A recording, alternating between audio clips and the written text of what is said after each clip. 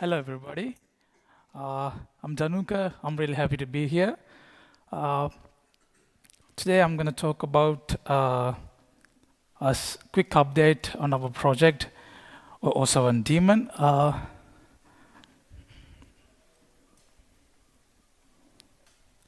In case anyone here don't know, oo7-daemon is the new secret service provider that's going to replace gnome-keyring. It's built on Rust using oo7 client library and ZBus. This work was funded by STF, and thank you Sony and Tobias for getting this grant last year. So this is the good stuff. So what's new? Most of the free desktop secret service API was implemented. And if you have systemd credential name, this name, oo7 encryption password, you don't have to repeatedly authenticate yourself during each boots. We also have completed the prompt implementation for GNOME. And if you have just the login keyring and you are feeling adventurous, you can start using oo7-daemon today and stop using gnome-keyring. So what's missing? We have a lot of work to do yet.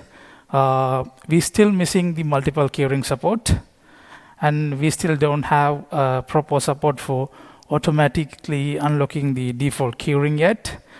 The systemd credential thing work, but if a user changes the password, we don't have a way to properly propagate that change yet, and we still need more tests. So what's next? Fortunately, we have a new funding. Thanks, Adrian, and everybody who is working on that.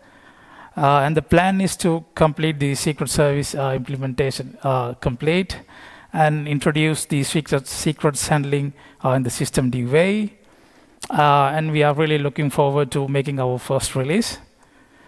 Before I close this talk, I would very much like to thank Bilal, Deiki, Maximiliano, Adrian, and Sishan for their contributions.